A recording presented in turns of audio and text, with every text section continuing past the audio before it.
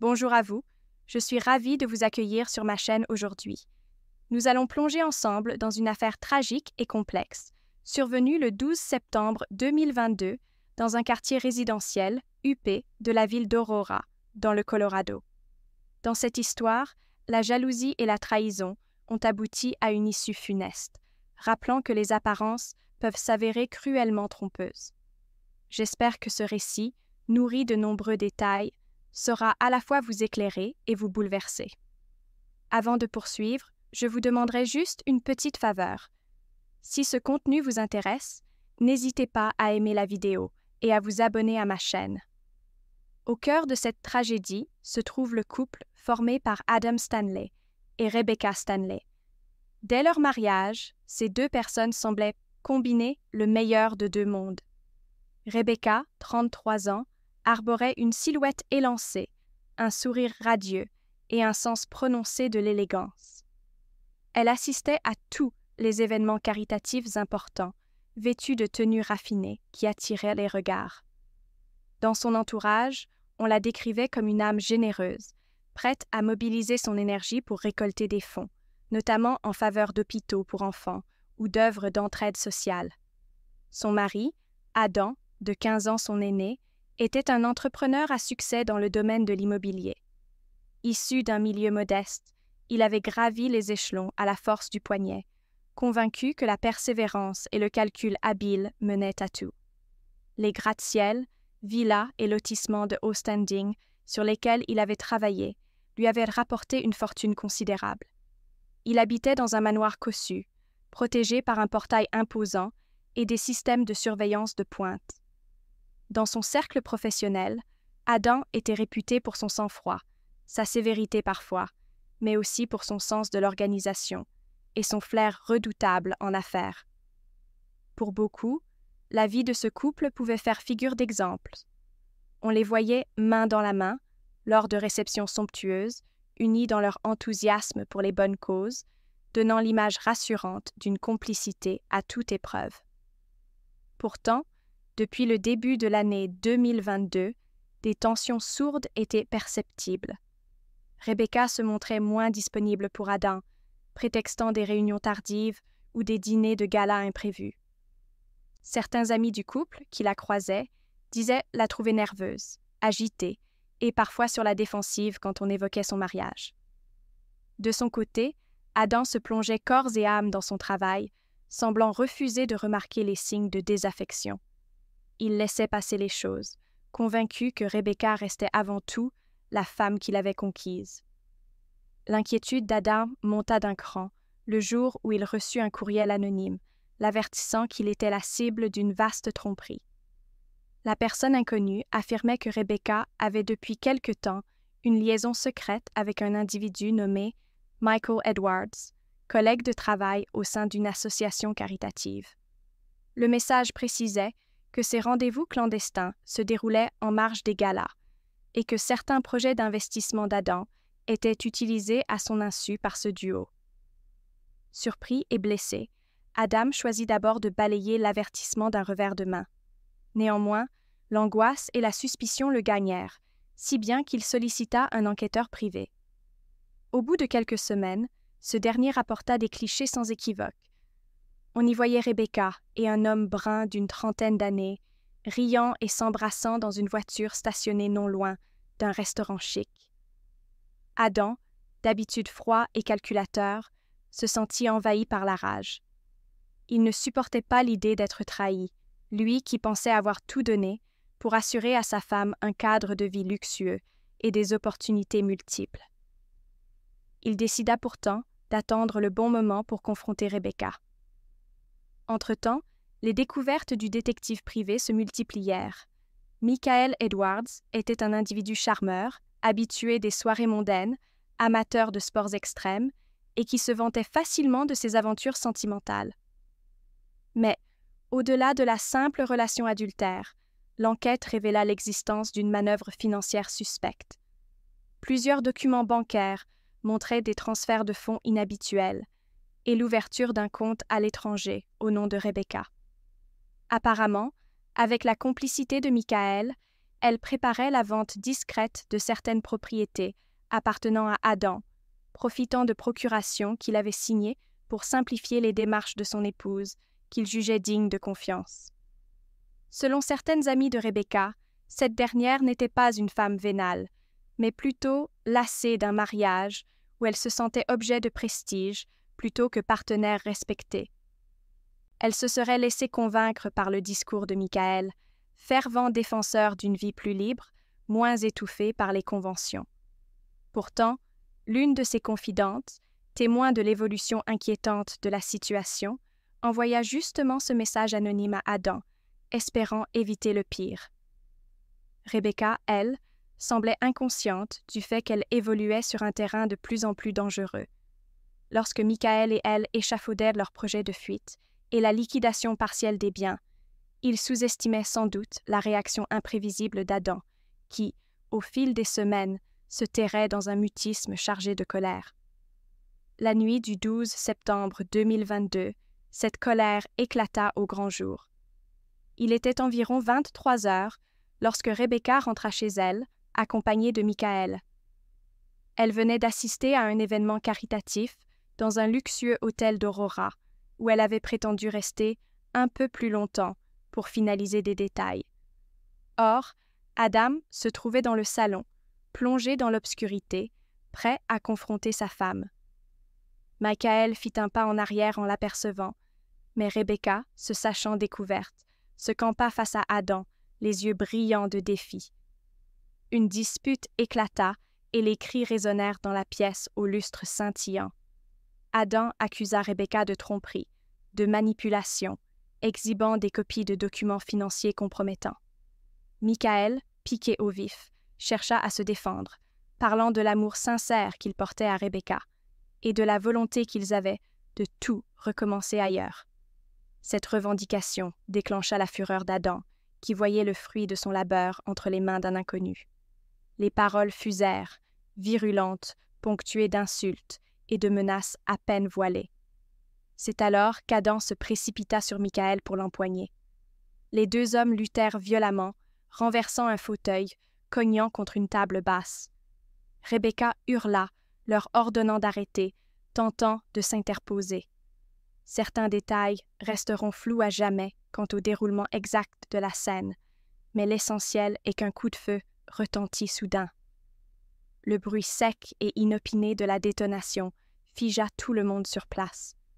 Rebecca, touchée en pleine poitrine, s'écroula, le regard affolé. Michael, sous le choc, réagit en fuyant. Il sortit précipitamment de la maison, sans un mot, sans un regard en arrière. Adam, quant à lui, resta immobile quelques secondes, pétrifié, avant de lâcher l'arme. C'est seulement à cet instant qu'il réalisa. La victime, c'était Rebecca, gisant dans son propre sang. Dans un état second, Adam appela les secours. Les ambulanciers découvrirent Rebecca agonisante et tentèrent de la stabiliser avant de l'emmener en urgence à l'hôpital. Sur place, elle ne put être sauvée. La balle avait causé des lésions irréversibles. La police arriva peu après, bouclant le périmètre, photographiant la scène. L'arme, posée près d'un meuble renversé, leur sembla étrange. Elle appartenait à Rebecca, comme on le déterminerait plus tard en vérifiant le numéro de série. Les premiers agents notèrent la détresse d'Adam, encore sous le choc, incapable d'expliquer clairement le déroulement exact.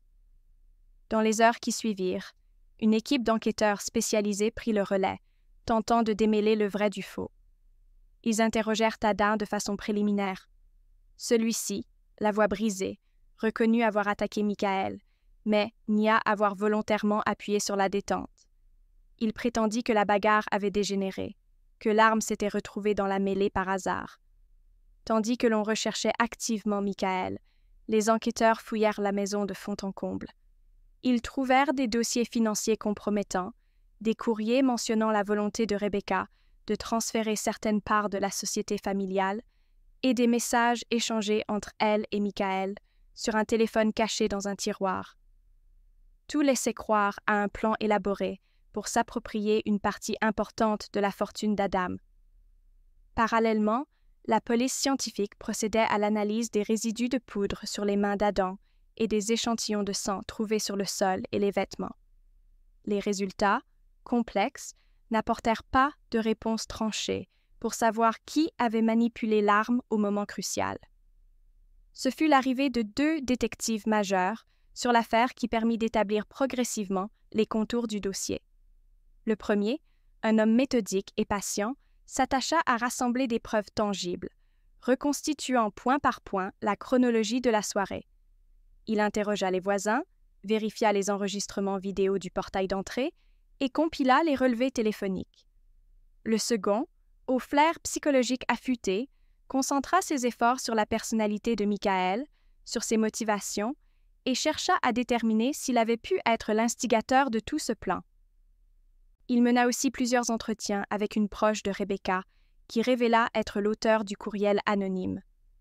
Cette personne expliqua avoir vu Rebecca changer depuis l'arrivée de Michael dans sa vie. D'abord simplement fascinée par l'énergie de cet homme plus jeune, elle aurait lentement sombré dans des rêves de rupture avec Adam, jusqu'à envisager de le dépouiller en utilisant des failles légales. Michael fut retrouvé après quelques jours de cavale dans un appartement appartenant à un ami. Il tenta d'expliquer aux enquêteurs qu'il n'avait jamais voulu la mort de Rebecca et qu'Adam, fou de rage, avait agi de manière incontrôlée. Il décrivait Rebecca comme une femme piégée dans un mariage sans amour, aspirant à la liberté. Il reconnaissait toutefois avoir soutenu l'idée de vendre certains biens immobiliers, tout en affirmant que cette décision venait avant tout de Rebecca, lassée de son statut d'épouse d'apparat. Les détectives confrontèrent ces dires avec les preuves accumulées, documents, transferts de fonds, témoignages de l'entourage. Les contradictions apparurent rapidement, trahissant la part de manipulation dont Michael pouvait être responsable.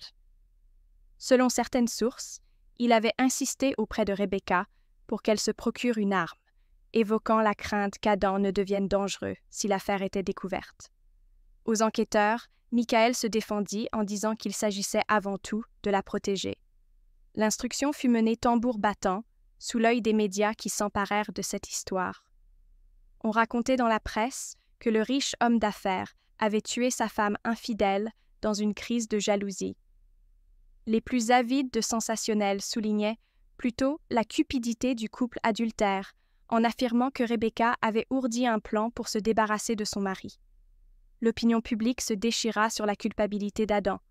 Pour certains, c'était un époux bafoué, victime d'une manipulation affective et financière, tandis que pour d'autres, il représentait un bourreau incapable d'accepter de perdre le contrôle. Lorsque le procès s'ouvrit, les 2 camps se firent face dans la salle d'audience, remplie à craquer de journalistes, de curieux et de proches venus soutenir ou accabler. L'accusation, conduite par une procureure déterminée, décida d'inculper Adam pour homicide, estimant qu'il avait effectivement tiré en connaissance de cause. Elle s'appuya sur le témoignage d'experts en balistique pour démontrer qu'une force significative devait être exercée sur la gâchette et que la probabilité d'un tir accidentel était faible. Elle présenta également plusieurs témoins ayant entendu Adam menacer ouvertement Michael le soir du drame. Par ailleurs, il fut fait état des disputes répétées entre Adam et Rebecca dans les semaines précédentes au sujet des activités tardives de cette dernière. L'un des collaborateurs d'Adam affirma devant la cour que son patron se montrait de plus en plus nerveux, prêt à exploser au moindre sujet. Du côté de la défense, un avocat rompu aux stratégies procédurières plaida la légitime défense ou, à tout le moins, l'homicide involontaire. Il soutint qu'Adam avait réagi impulsivement en découvrant les menaces qui pesaient sur sa personne et son patrimoine. Selon lui, l'arme étant la propriété de Rebecca, il était plausible qu'elle ait été sortie pour contraindre Adam à accepter un accord financier ou qu'il l'ait prise dans la confusion pour se protéger de Michael, réputé pour sa violence potentielle. Le défenseur insista sur la présence de multiples empreintes, laissant supposer que chacun avait manipulé l'arme. Il souligna aussi le fait que Michael, loin de porter secours à Rebecca, s'était enfui sans demander d'aide, ce qui témoignait d'une indifférence étrange envers celle qu'il prétendait aimer. Les débats se prolongèrent des jours, rythmés par la parade de témoins venus évoquer la personnalité de Rebecca, le passé d'Adam ou les antécédents sentimentaux de Michael. Les détectives détaillèrent leurs investigations, exposant une chronologie complète, depuis les premiers soupçons d'Adam jusqu'à la soirée fatidique. Les jurés écoutèrent avec attention les analyses de la police scientifique qui démontra que Rebecca avait probablement été atteinte à bout portant, ce qui laissait présumer que celui qui tenait l'arme se trouvait tout près d'elle. Cependant, on ne put déterminer si Michael se trouvait juste à côté, ni s'il avait lui-même pu faire partir le coup. Finalement, l'heure du verdict arriva. Après de longues délibérations, le jury estima qu'il n'y avait pas de preuves suffisantes pour établir une préméditation.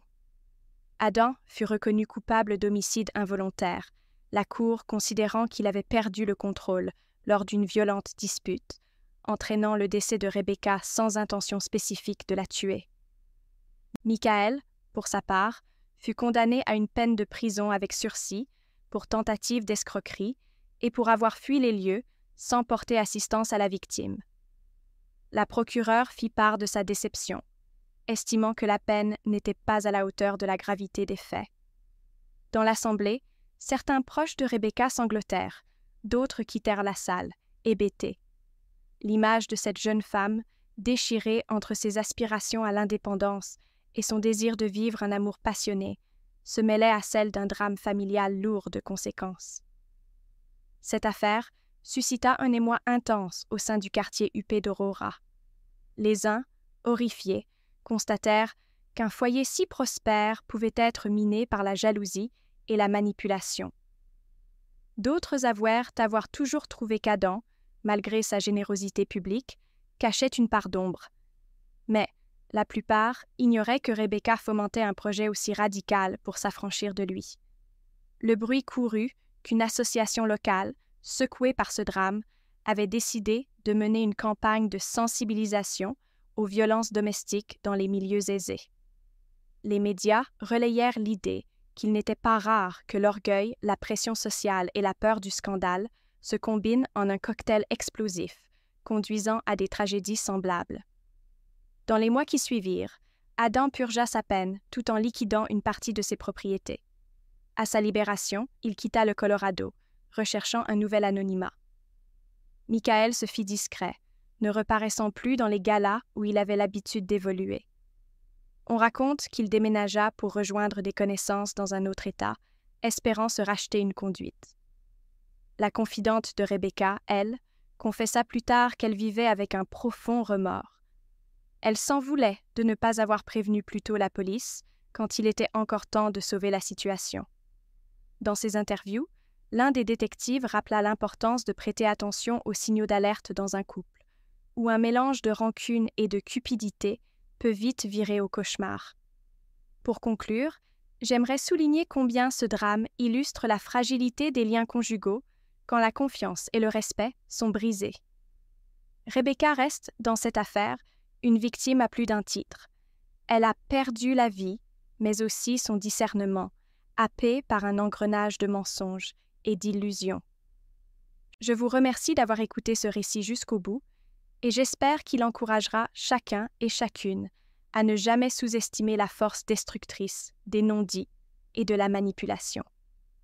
Je vous invite maintenant à découvrir mes autres vidéos où je vous présente d'autres affaires criminelles ou mystérieuses, ainsi que des réflexions sur la justice et la psychologie humaine.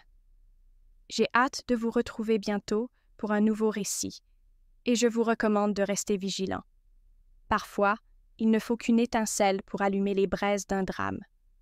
Prenez soin de vous, et merci encore pour votre soutien. À très vite.